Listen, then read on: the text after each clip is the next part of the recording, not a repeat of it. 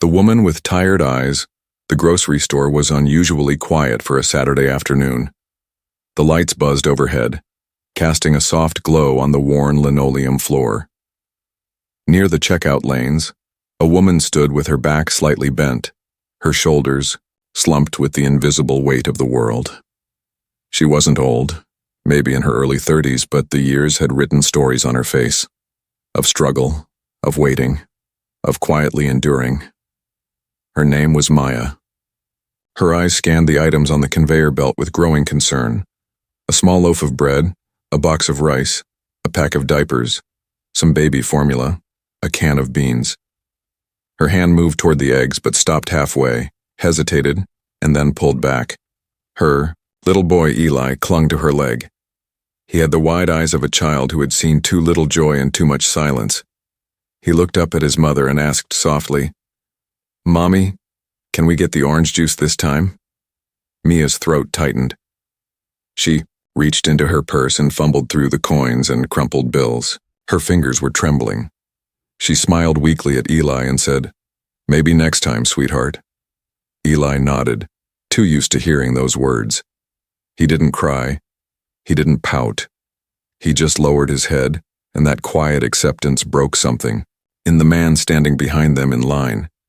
Keanu had entered the store with a black hoodie, a cap pulled low over his face, and a quiet demeanor that didn't invite attention. He wasn't recognized, not yet. To everyone else, he was just another man buying a frozen pizza and a bottle of water. But he had seen everything. He had watched Maya put back the eggs. He had noticed her count the change 3 times. He had seen Eli's hopeful eyes and how quickly that hope disappeared. Keanu gently stepped forward and smiled at the cashier. "Put it all on my bill," he said softly. Mia turned quickly, eyes wide. "No, please, that's very kind, but I can't accept." Keanu looked at her, his voice low and calm. "You're not accepting charity. You're accepting kindness. There's a difference." Mia stared at him for a moment, unsure of how to respond. There was something in his voice. Gentle, firm, familiar. It felt warm, like sunlight slipping through cold clouds. She whispered, "Thank you," her voice catching. The cashier smiled awkwardly, ringing up the rest of the groceries. Keanu picked up the eggs Mia had left behind and added them without a word. Then he reached for a bottle of orange juice and placed it beside Eli with a nod. Eli's eyes lit up. He looked at his mom, then at Keanu and whispered, "Thank you, sir." Keanu leaned down and said with a small grin, "Orange juice is the secret to becoming a superhero. Drink up." Eli giggled. Mia's eyes welled up with tears. Not from the groceries. Not even from the orange juice, but because in that moment someone saw her. Not just a tired single mother with empty pockets, but a person worth seeing. They walked out of the store together, and Keanu quietly helped carry the bags to a small car that had seen better days. Its paint was chipped and the back seat was cluttered with toys and blankets. "You don't have to do this," Mia said again. "I'm used to doing things alone." "I know," Keanu replied gently. "That's why I'm here." Mia looked at him, really looked, and finally recognized him. "Wait, are you Keanu Reeves?" He gave her a sheepish smile and nodded. "Yeah, but today I'm just someone who wants to help." Her knees nearly buckled. "Why would you help me?" Keanu paused, his gaze distant for a second. "Because once a woman like you helped me and I never forgot." He didn't explain. He didn't need to. Before he left, he handed her a small card. It had a name and a number. "Call this tomorrow. They help with housing, jobs, daycare. Tell them Keanu sent you." Mia stared at the card like it was made of gold. "But why, me?" she asked again, whispering now. "Because you remind me of someone I loved. And because your son deserves orange juice." Keanu turned and walked away without waiting for thanks. That night, Mia sat on the floor of her tiny apartment. Eli was asleep beside her, hugging the orange juice bottle like a teddy bear. She stared at the card in her hand for a long time, and then, for the first time in years, she let herself cry. Not because she was broken, but because, for once, she felt seen and she felt hope. The number on the card, the morning sun peeked through the thin curtains, casting a soft orange glow across the living room floor. Mia sat on the edge of the couch, still holding the card Keanu had given her. It was small, plain, and simple, just a name and a phone number printed in black ink. But to her, it felt like a lifeline. Eli was still sleeping. His little chest rose and fell under the blanket, his arm curled around the nearly empty bottle of orange juice. Mia smiled faintly. It had been a long time since she'd seen him sleep so peacefully. She stared at the number again, her thumb hovering over her phone screen. What if they laughed at her? What if it was a prank? What if they told her there was no help available? Her hands trembled slightly, but something in her heart told her to trust the man who had seen her when nobody else did. She dialed. The phone rang twice before a calm, friendly voice answered. "Hello, this is the Phoenix Center for Families. How can I help you?" Mia swallowed hard. "Hi, I was told to call. Keanu Reeves gave me this number." There was a pause, and then the voice said warmly, "We've been expecting your call. What's your name?" The next hour moved quickly. Mia explained her situation, how she had been working part-time at a diner, barely earning enough to cover rent, how her babysitter had moved away without notice, and how Eli hadn't been to proper daycare in months. She talked about her dreams, too, the ones she had buried long ago under the weight of survival. She used to study nursing before life took a sharp turn. The woman on the line listened patiently. Her name was Lori, and she never once made Mia feel like she was asking for too much. "You're not alone anymore," Lori said gently. "We can help. We'll start with safe childcare, food assistance, and then we'll see about a training program for nursing. We believe in second chances." Mia's voice cracked. "Are you sure?" "I'm sure. And Keanu Reeves doesn't hand out our number unless he knows someone truly needs it." Mia looked down at her hands, stunned. Someone believed in her. Really believed. By the time Eli woke up, Mia had already written down everything Lori had told her. She smiled at her son as he rubbed his sleepy eyes. "Mommy, are we going somewhere today?" he asked. "Yes," she said softly. "We're going to start over."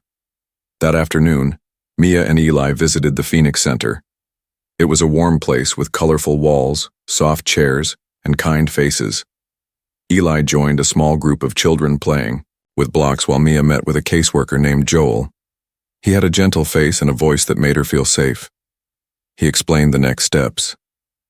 "We'll place Eli in our daycare program so you can return to school. We'll cover your tuition under our scholarship fund. You'll also have access to food packages, transportation help, and housing advice." Mia's breath caught in her throat. It felt like a dream. "How is this possible?" she whispered. Joel smiled. "You were seen, and that makes all the difference." Across the city. In a quiet apartment overlooking the hills, Keanu sat with a cup of tea in hand. He glanced at the clock. He knew Mia had probably called by now. He trusted she would. He leaned back and looked at the framed photograph on the table beside him. It showed a woman with kind eyes and a little girl smiling beside her. It was taken years ago in a time he rarely spoke about. "You would have liked her," he murmured. "She's strong like you." It had been more than 2 decades since his sister had passed. She had been a single mother, too, before cancer took her too soon. Keanu had seen her fight to raise her daughter alone, to smile even when things were falling apart. Helping Mia felt like honoring her memory. A knock at the door pulled him from his thoughts. It was Sam, his assistant and longtime friend. "Hey man, you ready for the meeting?" Keanu nodded. "Yeah, just give me 5 more minutes." Sam looked at him curiously. "You've been different lately. What's going on?" Keanu smiled faintly. "Just trying to do right by someone." Meanwhile, at the Phoenix Center, Mia and Eli finished their visit. As they left, Eli turned to her and said, "Mommy, can we tell the nice man thank you again?" Mia's heart swelled. "Maybe one day, baby. Maybe one day we will." That night, Mia opened her laptop for the first time in weeks. She found her old nursing school login and requested to restart her program. She sent an email to her former professor. She printed the documents Joel had given her. Change had begun, but life, as always, had other plans. A few days later, while Mia walked Eli home from daycare, a sleek black car pulled up beside her. The window rolled down, revealing a woman in a gray suit and cold eyes behind sharp glasses. "Miss Thompson?" the woman asked. Mia stopped. "Yes? You've been served." The woman handed her a thick envelope and drove off. Mia opened it slowly, her hands trembling. It was a custody lawsuit. Her ex-husband, whom she hadn't heard from in 4 years, was trying to take Eli. The papers that shook her world. The weight of the envelope in Mia's hands felt heavier than anything she had carried before. She stood frozen on the sidewalk, her mind spinning, her breath caught halfway in her chest. Eli was holding her hand, swinging it playfully, unaware of the storm that had just landed in his mother's world. They reached home in silence. Once inside, Maya waited until Eli was busy coloring before she sat at the small kitchen table and carefully opened the legal papers. Her fingers trembled as she read. Her ex-husband David was suing for full custody of Eli. The words on the page blurred, but one phrase stood out in sharp clarity. The child's mother is unable to provide a stable environment due to lack of income and inconsistent housing. Mia's jaw clenched. She hadn't seen David since he left when Eli was just a baby. He had walked away without warning, leaving her with debt, pain, and a newborn she had to raise on her own. And now, after 4 years of silence, he wanted custody. "How dare he?" she whispered, tears stinging her eyes. But she had no lawyer, no money, no clue what to do. She called Lori at the Phoenix Center first thing the next morning. Her voice cracked as she explained what had happened. Lori listened carefully, then said, "Don't worry, you're not alone in this. We have a legal aid program. I'll connect you right away." Mia was assigned a lawyer named Monica who met her later that week. Monica was calm, experienced, and asked all the right questions. "Does he have a history of abuse?" she asked. Mia nodded. "He never hit me, but he would yell, throw things, disappear for days. I had to sleep with Eli in the closet once because he was so angry." Monica's face tightened. "That's emotional abuse. We'll build the case around that and show that Eli is thriving with you. You're going back to school. You've got support now. We'll fight this." Mia felt a flicker of hope again, but fear still loomed large. 2 nights later, there was a soft knock at her door. When she opened it, Keanu stood there, holding a small plant in one hand and a gentle smile on his face. "I heard," he said, softly. Mia blinked in surprise. "How did you?" "Joel told me." He asked if it was okay. She stepped aside to let him in, her eyes already welling with tears. "I don't understand. Why is he doing this now?" Keanu sat across from her at the table. "Because some people see others moving on, growing, healing, and it makes them uncomfortable. Sometimes they try to control what they walked away from just to feel important again." Mia nodded slowly. "I'm scared." "That's okay," Keanu said gently. "Being scared doesn't mean you're weak. It means you care deeply. And it means you're still fighting." She looked at him, really looked, and whispered, "What if I lose him?" Keanu leaned forward, voice steady. "Then we fight harder, but you won't be alone in this. Not anymore."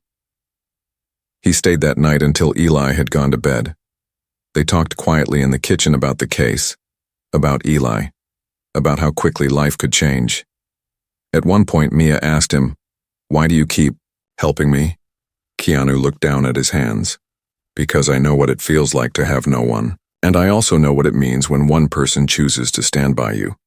That kind of help. It saves lives." The court date was set for 2 weeks later.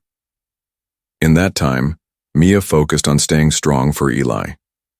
She went to daycare with him, attended her nursing prep classes, and met with Monica every few days to prepare her testimony. Monica even arranged for a character witness to speak on Mia's behalf, someone who had quietly watched her growth since this journey began. The night before the hearing, Mia couldn't sleep. She stood by the window staring at the stars when Eli walked into the room in his pajamas. "Mommy, are you sad again?" he asked softly. She bent down and hugged him tightly. A little, but I'll be okay. Eli pulled something from behind, his back. It was a drawing, crayons on printer paper. It showed 3 people standing under a bright yellow sun. One was her. One was Eli. And the third figure, smiling and tall, looked just like Keanu. He had drawn them holding hands. I drew our family, Eli whispered. Mia kissed his forehead. Thank you, baby. When the morning came, the courtroom was quiet and cold. Mia sat beside Monica at the front table. David was there too, looking polished and confident in a suit that didn't suit him at all. He gave Mia a smirk when she entered, like he had already won. But Monica was calm and focused. She presented evidence, questioned David's motives, and gently guided Mia through her testimony. Mia spoke from the heart, about sacrifice, love, long nights, and the fight to give her son the life he deserved. Then the judge asked if anyone else wished to speak on Mia's behalf. A quiet murmur swept the room when Keanu stood up. He walked to the front, took the oath, and stood tall. Your Honor, he said softly, I am here not as a celebrity, but as someone who met Mia by chance. I saw her at a grocery store doing everything she could to give her son the basics. And I saw something remarkable. A mother who was fighting silently without asking for help but never giving up. That kind of strength. It deserves protection, not punishment. He paused, his eyes steady. Eli is not just safe with Mia. He is thriving. And I am here to say, without hesitation, that if you take him from her, you are punishing love. The courtroom was silent for a long time after he finished. The judge leaned forward, expression unreadable. Thank you, Mr. Reeves. Your words have weight. Outside the courtroom, after the session ended, Mia clutched Eli's hand tightly and waited, and then the judge returned, holding the decision in his hand. He looked directly at her and said, Custody remains with the mother. Case dismissed. Mia's knees gave out, but Keanu caught her. She sobbed into his shoulder as Eli clapped his small hands and whispered, We won, Mommy. Rising from the storm, the next morning the air felt lighter. Sunlight came through the window in wide golden beams, as if the world itself was trying to celebrate. Mia stood in the kitchen stirring a pot of oatmeal while Eli hummed quietly at the table, his crayons scattered across the surface. It was a normal morning. But for Mia, it felt like a miracle. She had won, not just in court, but in life. For the first time in years, she wasn't waking up with fear in her chest. There was still struggle, yes. She still had bills, responsibilities, and long days ahead. But now she had something stronger than fear. She had hope. And behind that hope, she had people who cared, people who stood beside her when she almost gave up. As she packed Eli's bag for daycare, her phone buzzed. It was a message from Lori at the Phoenix Center. Good news. The local clinic has an open training spot for student nurses. Your name came up. It starts next Monday. Interested? Mia stared at the message, her heart pounding. Her hands were shaking, not from fear, but from joy. She replied instantly, Yes, please count me in. Later that afternoon, as she dropped Eli off at daycare, she saw Monica standing near the door. Monica smiled and waved. I wanted to check in, she said. How are you holding up? Mia gave a quiet laugh. I think I'm still in shock, but in a good way. Monica nodded. You did everything right. And I wanted to tell you something. The judge personally thanked me for bringing your case forward. He said your courage reminded him why the system should protect real families. Mia felt a lump in her throat. Also, Monica added, we're updating your file. Your housing situation will now qualify you for a better placement if you're interested. Something safer, closer to the school. Mia blinked. You mean a new apartment? Yes. If you want to take a look, we can go tomorrow. Mia could only nod, her heart full. When she picked Eli up that evening, she told him, We might move soon. Would you like a place with a little garden? Eli grinned. Can we plant strawberries? We can try. She smiled. That weekend, Keanu came to visit again. He brought a small basket of groceries. Nothing expensive, just thoughtful. Bananas, apples, a loaf of warm bread, and a children's book about astronauts. They sat outside on the porch of her apartment, watching the sunset. Eli was busy drawing rockets on the sidewalk with chalk. He's happier, Keanu said quietly. Mia nodded. So am I. Keanu turned to her. You know, when I met you, I didn't expect any of this. I just saw someone who reminded me of my sister. But now I see someone stronger, someone who's changing the course of her life. Mia looked down at her hands. It still feels like a dream.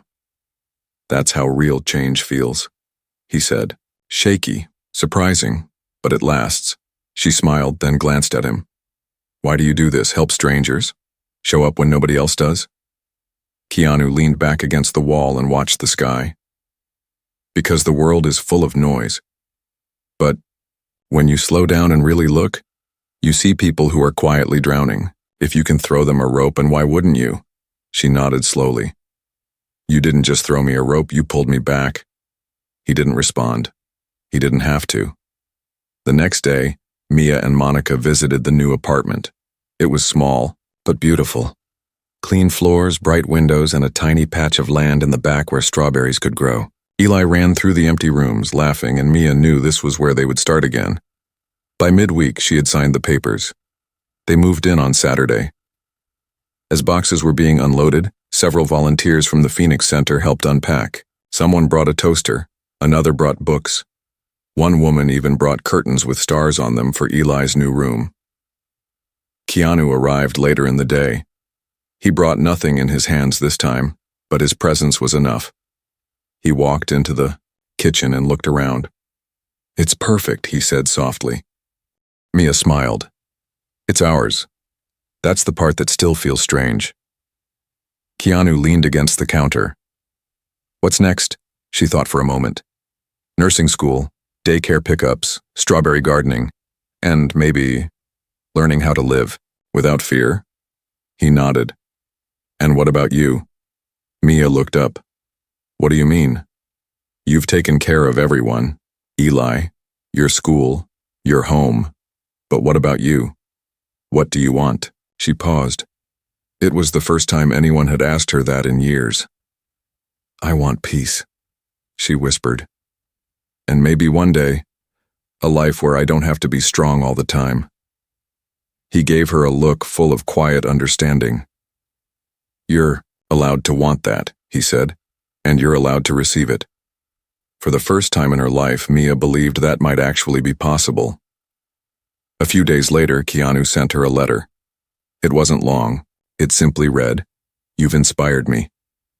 I'm starting a small project for mothers like you. Quiet heroes.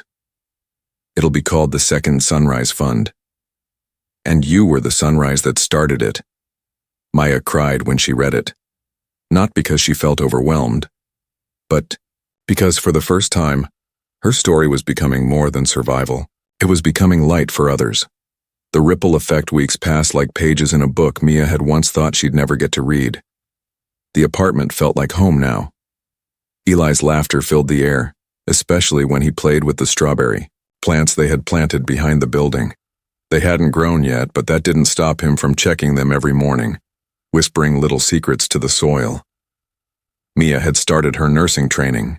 Her classes were hard, especially after years of being away from textbooks and exams. But she stayed up late, studying by the dim kitchen light, drinking tea instead of coffee so Eli wouldn't wake from the smell. Sometimes she felt exhausted, but the exhaustion had changed. It no longer came from fear, it came from purpose, and Keanu was still there, not every day, not every hour. But when she needed him, he seemed to appear. Once she came home from class to find a package on her doorstep. Inside was a second-hand medical textbook, highlighted and annotated. A note was tucked into the cover. Thought this might help. You've got this. Kamiya smiled. No one had ever believed in her like that. One morning, she was asked to speak at the Phoenix Center. We're organizing an event, Lori said over the phone. We want to show other single parents that there is hope. Your story is powerful. Mia, would you share it? The idea terrified her. She wasn't a speaker. She had never stood in front of a crowd. But when she thought of how many nights she had cried alone, wishing someone would tell her that she wasn't the only one, she said yes. The event was held at a small community hall. The seats filled slowly, mostly with tired parents holding babies, quiet toddlers, and worn-out eyes full of questions. Maya stood behind the microphone, clutching a folded paper. Her voice shook at first. "My name is Mia," she began. "A few months ago, I couldn't afford orange juice for my son." She paused, hearing a soft murmur from the audience. She went on, telling the story of how she met a stranger in a grocery store, how one moment of kindness became a lifeline, how strangers became support, how hope returned. She didn't use big words. She didn't try to sound perfect. She just told the truth. By the end, many in the room were quietly wiping their eyes. And somewhere near the back, hidden under a cap and hoodie, Keanu watched with quiet pride. After the event, a young mother approached Mia. Her baby was asleep in her arms, and her voice was barely more than a whisper. "Thank you," she said. "I thought I was the only one." Mia hugged her tightly. "You're not. None of us are." Later that night, Mia and Keanu sat outside the hall on the curb looking up at the stars. "You were incredible," he said quietly. She smiled. "I was terrified. You didn't show it." "It felt strange," she admitted, "telling my story like that. But maybe someone heard it who needed to." Keanu nodded. "That's how the world changes. Not through big speeches, but through real people being brave enough to share what they lived through." She looked at him for a long time. "You've helped me so much. I don't even know how to repay you." "You already have," he said simply. The next morning, Mia woke to an email from a major local news station. Someone had recorded her speech and shared it online. It had started to spread, quietly but quickly. Dozens of comments poured in from people who had seen the clip. "I needed this today. She gave me hope. I'm calling my local center now." The Phoenix Center received more calls in one day than it had all month. Other struggling mothers began showing up. Donations came in. And true to his word, Keanu launched the second Sunrise Fund. Using the momentum from Maya's story, he asked Mia to help lead it. "Me?" She gasped when he told her. "Yes," he said. "Who better to understand what these women need? You've lived it." Mia hesitated. "But I'm just learning to stand myself. And that's exactly why they'll trust you," he said. "You're not above them. You're walking beside them." She agreed. The next weeks became a whirlwind of organizing meetings, setting up emergency aid funds, and helping with family resource planning. Mia found herself balancing school, parenting, and now this new mission. It was hard, but she had never felt more alive. The center opened a new wing just for single mothers. They called it the Sunrise Room. At the entrance was a mural painted by local artists. It showed a woman and her child walking into the light, their hands held by another figure in shadow. Above it were the words, "You are not alone." On the day it opened, Mia cut the ribbon. Keanu stood beside her, smiling with quiet pride. That evening, as they sat again under the soft glow of sunset, Mia looked at him and asked, "What made you stop for me that day in the store?" He thought for a long moment. "I don't know," he said. "Something about you. Maybe it was Eli. Maybe it was the way you put the eggs back like it was nothing. Maybe it was because I knew someone needed to remind you that you mattered." "I did matter," she whispered. "I just didn't know it yet."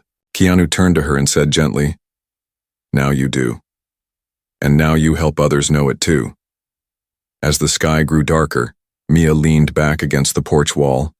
Eli had fallen asleep on a blanket beside them, worn out from helping at the center all day.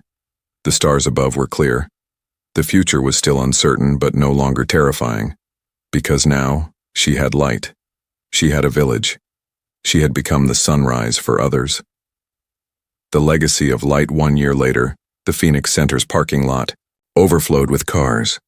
People from all walks of life arrived in waves, Young mothers with babies in strollers, teenagers with notebooks tucked under their arms, men and women in suits, nurses in scrubs, even local news reporters. Banners fluttered in the breeze. Reading. Second. Sunrise Foundation.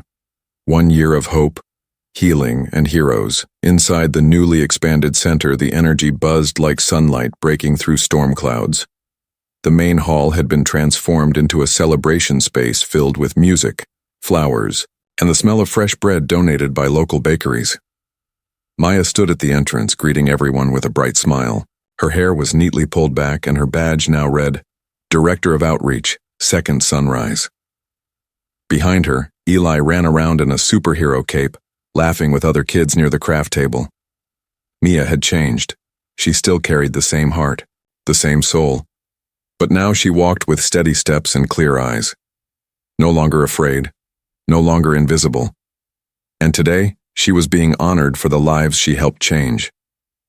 But even as the event unfolded, Mia's thoughts drifted to one man who wasn't there yet. Keanu. He hadn't answered her last message. It wasn't unusual. He traveled often and preferred to stay away from attention. But today felt different. Today, she needed him there. The ceremony began. The room filled quickly. Monica, Joel, Lori, and other familiar faces took their seats in the front row. A young volunteer took the stage and introduced Mia. As she walked up, the audience rose in a standing ovation. Mia smiled, trying to hold back tears. She stood behind the podium, the same place she had once told her story, voice shaking. But today, she didn't shake. A year ago, she began, I was just another tired mother in a grocery store. I had $6 in my purse and I couldn't afford orange juice for my son.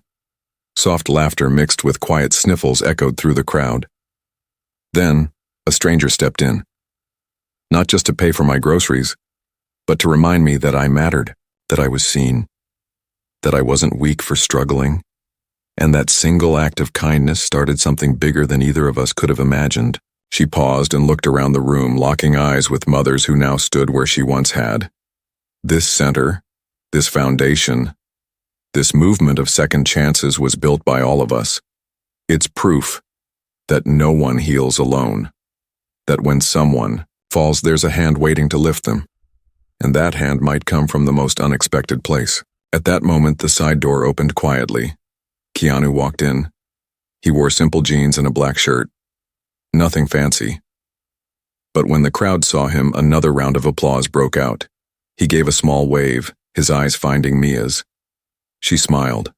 And, if that stranger happens to be Keanu Reeves, Mia added, then the world truly is full of surprises. Laughter rolled through the hall.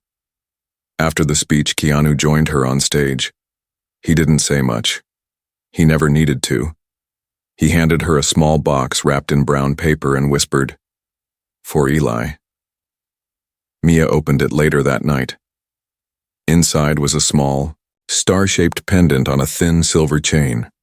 Engraved on the back were the words, Shine quietly, shine anyway.